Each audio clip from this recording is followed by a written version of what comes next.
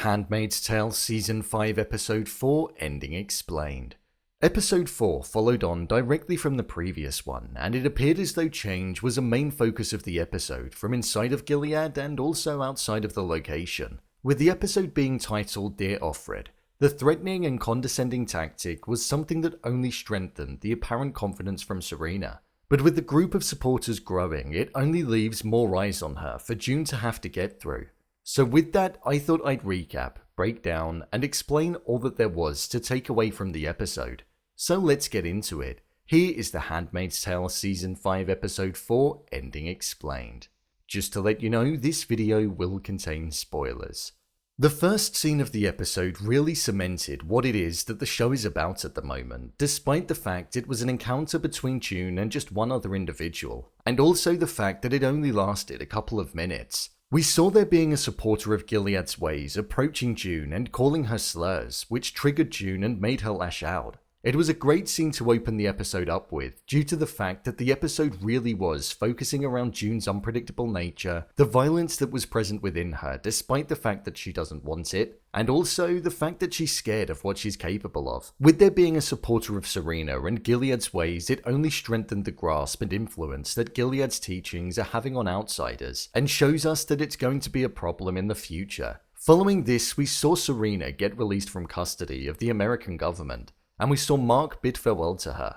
There was some slight hesitation from Serena when Mark offered her a way out, so it showed that she herself most likely feels in danger slightly, and that she may not want to be a part of Gilead's ways as much, especially with us seeing Commander Lawrence and the other commanders undermining her later on in the episode. This is what then sparked the ignition in June. Hearing that Serena was now released, her and Luke desperately want to get their daughter Hannah back, and with Mark being so close to Hannah and doing nothing to retrieve her, it infuriated them to the point where they told him to leave. I feel Mark's interests are quite conflicted at the moment, as I feel we could potentially see some kind of relationship between himself and Serena spark up, due to the intimate moment that they shared in episode 3 of the show. After this, we saw June go outside and dig up the weapon that she buried in episode 2 of the show, as she aimed on using it on Serena when she next saw her. After going on a ride, seeing supporters, and also finding the building in which Serena was working from and living in, it just infuriated her. It was essentially acting as an embassy, and there was a growing group of supporters out the front of it, showing their appreciation for Serena and Gilead's ways. The funeral that was televised globally was something that had been successful in recruiting individuals and making them see Gilead's way, hence the role of ambassador going to Serena. Following this, we saw Luke approach Serena once June expressed her concern over the fact that she's not able to control her actions, and fears that she may do something that will land herself in trouble, have Nicole taken away, or she'll end up in jail.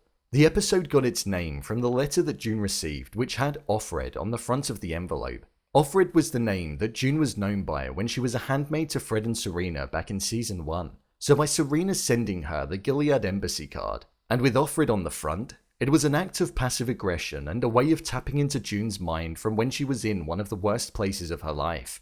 This is what sparked Luke to go and see Serena the next day. He wanted to give her 3 options.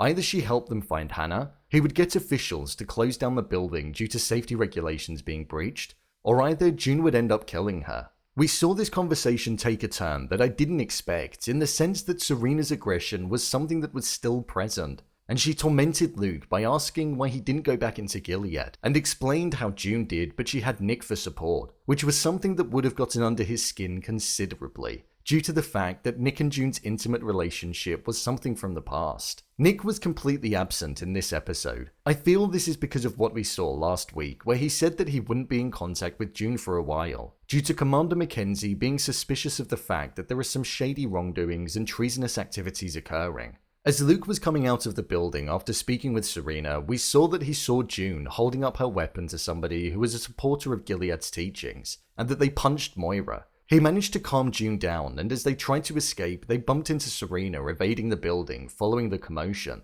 We could see that they were looking at each other, and we couldn't see which way it was going to go, but June did end up sparing her. She looked down at her stomach, and I feel that's going to be the hardest thing for her. If it was just Serena, then I feel she would have been able to have taken her out, but this time she got away. Serena was off to a safe place, which was still owned by Gilead, as the building had been shut down due to all of the safety compromises, so it looks as though she'll be living and working there, especially judging by the episode 5 trailer. Luke has also appeared to have changed his ways slightly, as even he said to June that he won't be able to stop himself from taking out Serena. The verbal insults and confidence that she was emitting inside of the embassy looked as though it was the final thing to push him over the edge. With June standing over a fire, burning the envelope with Offred on, and the card of the embassy, it showed us that the part of her that's known as Offred is gone in her mind, and also so is the embassy. With the haunting smile on her face with the flame lighting it, it highlighted that she's now past the point of no return, and she's going to do all that she can to focus on getting her daughter back. Outside of the main arc, we saw that Janine was going through rehabilitation and trying to learn to walk again, following the poisoning by Esther. We still hadn't seen Esther following the incident, so it's going to be interesting to see what kind of condition she's in following her next appearance. As expected, Janine was relatively sympathetic for Esther, despite the fact that she tried to kill her. She expressed that she was only a child and that she warned Aunt Lydia that there was a chance that she'd be like this. However, it fell on deaf ears. I do wonder how Esther and Janine will be when they're together moving forward in the next few episodes, and also if Esther is going to face any punishment for her actions.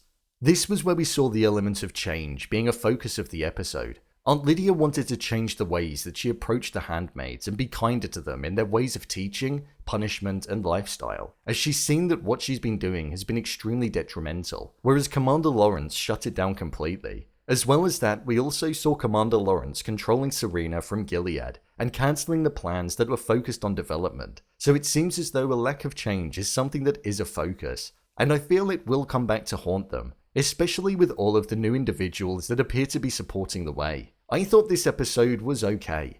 It was a little slower than the first 3, but it certainly delivered in cementing the continuing mindset and motivations of June. No real progress was made in the overall story, but it mainly showed us that Gilead's ways and teachings are growing, and change is something that's going to be restricted. However, Luke's change of mindset, meaning he's no longer fearing the consequences, is an interesting approach, as it looks as though himself, June, and Moira are set to re-enter Gilead, so I'm intrigued to see where it's going to go next. So, there you have it, The Handmaid's Tale Season 5 Episode 4 Ending Explained. If you want to see more videos on The Handmaid's Tale, such as Endings Explained, theories and predictions, and character breakdowns, then click on the I button, or alternatively you can head over to my channel where you'll find them all.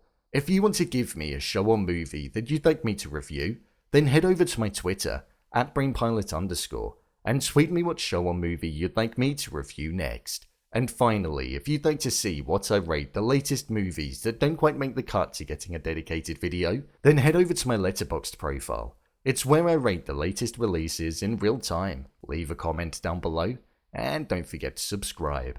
I'll see you next time.